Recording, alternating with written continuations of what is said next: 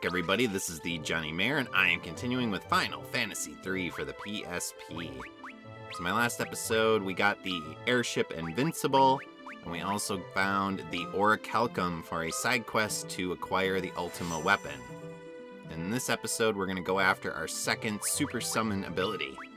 And so you'll notice that I'm changing Ingus into the Viking job class.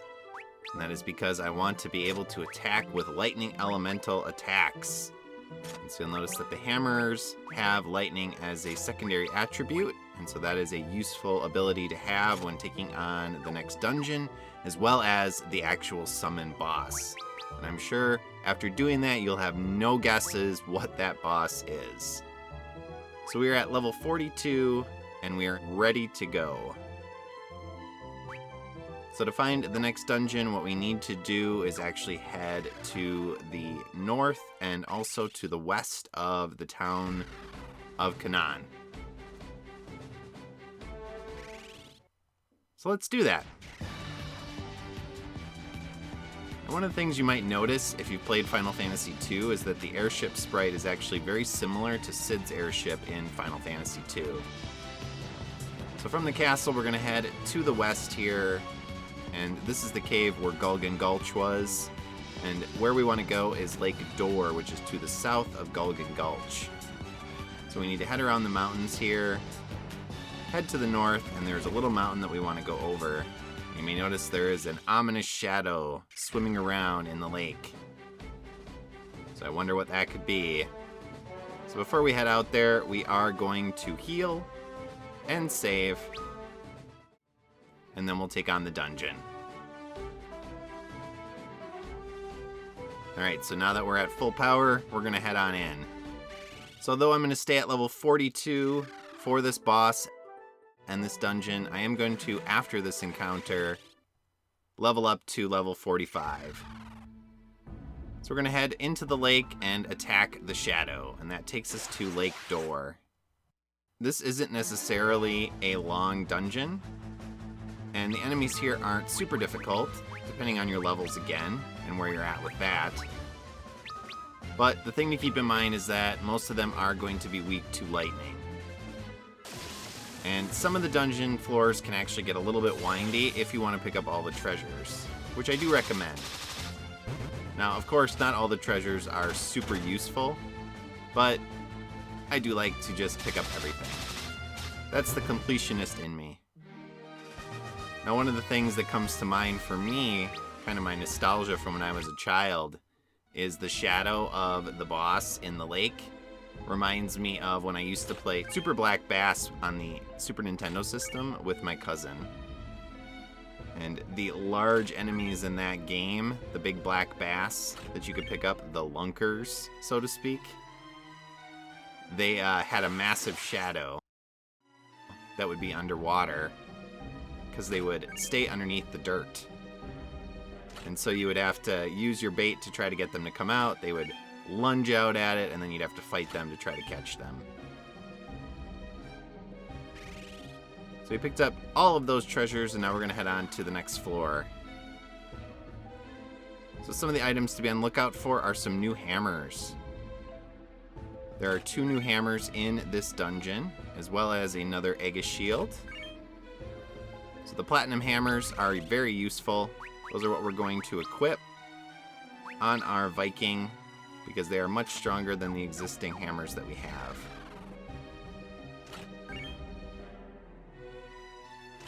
So now that we picked all that up, we want to continue onward. You're also going to notice that we're going to get a lot of in-battle items that allow us to cast spells. Now, in the NES original, these were not very useful because they were considered level 1 multiplier magic spells.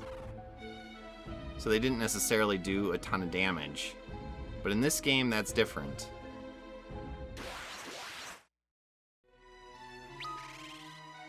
You'll notice that I do have my white and black robes on, and we are also going to equip the Rune Bracers. And that is because enemies in this area can actually petrify you. Some of them can use the stare ability to petrify your party members. And that is especially something to be aware of when it comes to the boss. But in this game, those attack items are actually more useful because they're not necessarily as weak as they were in the NES original. So things like the black musk, the white musk, the items that do elemental attacks, they're quite a bit more useful in this game.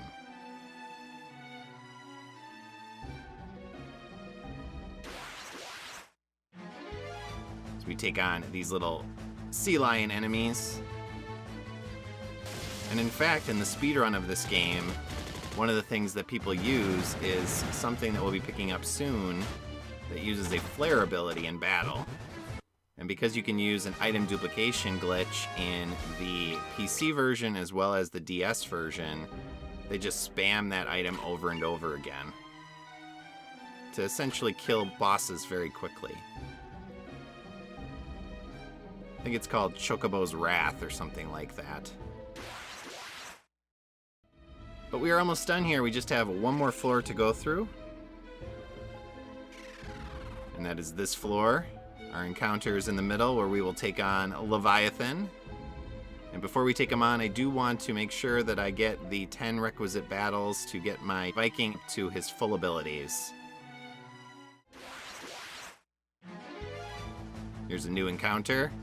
So as I'm running around getting my 10 battles in, so my Viking is at its full abilities, I will show off any of these encounters of new enemies. And these guys are creepy with that massive mouth. Now, I recently beat Final Fantasy Legend 3 on the Switch from the Saga Collection. And that game has some crazy bosses with mouths on them. So as creepy as that mouth was, if you want to see some other creepy mouths, play Final Fantasy Legend 3.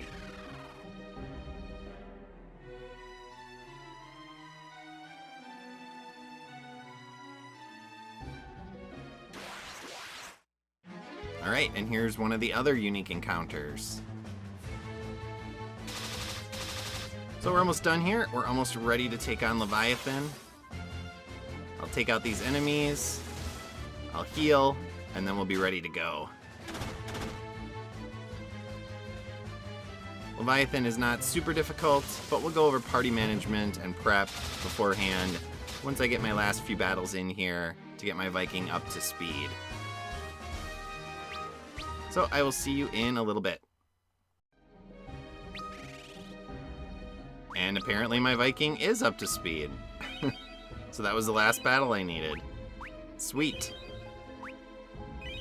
Alright, so what we want to do in terms of equipment, you want to make sure that you equip a shield on your Viking. So this can be the Aegis shield or the Diamond shield. I think both protect you from Petrify. And you want to make sure that your mages have Rune Bracers on. Now, I could equip a shield on my Dragoon, but I actually want to keep him for now on 2 lances, because I want to make sure that he has massive damage output to start with. Then, as the battle goes on, I will equip the shield, if I get a chance, to protect him from magic attacks, as well as from the Petrify ability. But as long as 3 of my party members are protected against Petrify, the odds of Ark actually getting hit with Petrify are low. Now, Leviathan petrifies by using his physical attacks. So each of his physical attacks have a chance. I almost accidentally used auto battle there. Thankfully, I was able to pull it off. But every time he physically attacks, there's a chance that it can petrify one of your party members, so it's something you really have to be aware of, especially if you don't have equipment that protects against petrify. So we'll get our Dragoon in the air, that'll protect him from the petrification, plus do a lot of damage. And then we will attack with our weapons as well as our magic spells. So in this version of the game, Leviathan is weak to lightning attacks. So if you have equipment like the Viking's equipment, it will do more damage. And then of course, using thunder spells will do a lot of damage as well. In the NES version, he was not weak to lightning attacks. So you kind of just had to use your strongest abilities on him. Nice. 7,000 damage. So in terms of other attacks to look out for, Leviathan can use high-level blizzard magic, which can do a lot of pain to a party member. And he, of course, has his massive water attack, the tsunami. Please don't attack Arc, Leviathan. Well, at least he didn't petrify him. Did do a lot of damage, though. Now, I could jump, but I feel like he's pretty close to dying. So what I'm going to do instead is heal. This is a little bit of a risk.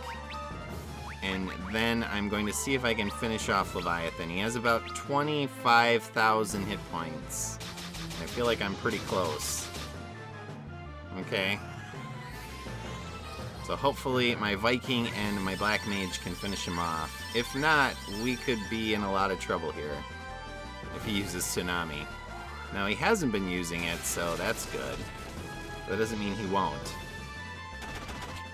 Once he's lower on hit points, his chances of using it... Yeah, here it comes.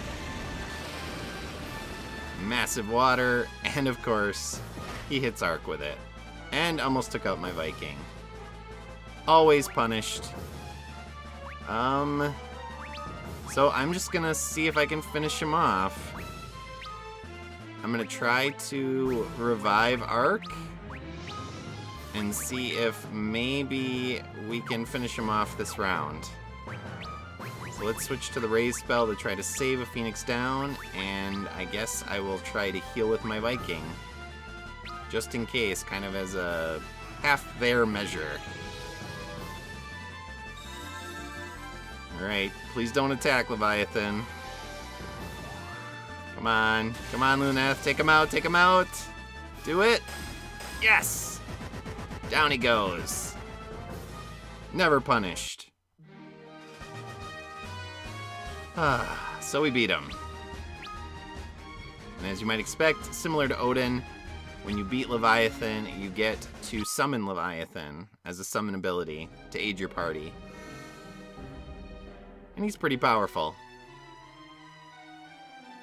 He's one of the highest level summon spells in the game.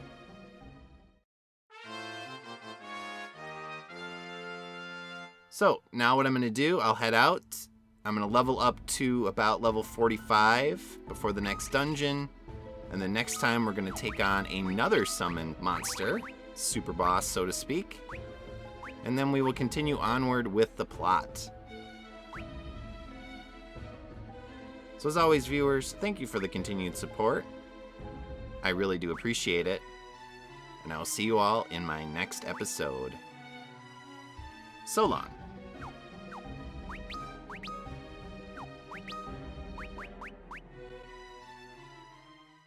Thanks for watching. If you enjoyed this video, please press like and leave a comment below. Please also subscribe to my channel and press the notification bell. See you next time.